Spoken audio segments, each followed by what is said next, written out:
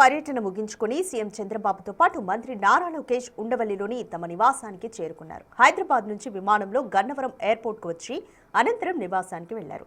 3 రోజుల పర్యటన కోసం CM Chandrababu Dubai, Saudi Arabia, యుఏఈలో పర్యటించారు.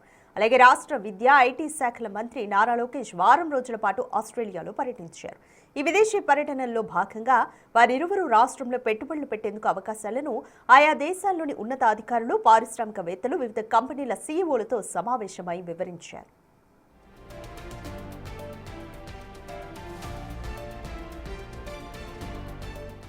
నవంబర్ 14, 15 తేదీల్లో విశాఖపట్నంలో జరగనున్న భాగస్వామ్య సదస్సుకు ఆయా దేశాల్లోని పారిశ్రామికవేత్తలు, సీఈఓలు, ఉన్నతాధికారులను ఆహ్వానించారు. విశాఖపట్నం వేదికగా జరగనున్న ఈ భాగస్వామ్య సదస్సుకు దేశ విదేశాల నుంచి వివిధ రంగాలకు చెందిన ప్రముఖులు హాజరు కానున్నారు. అందుకోసం ఏర్పాట్లు చురుగ్గా జరుగుతున్నాయి.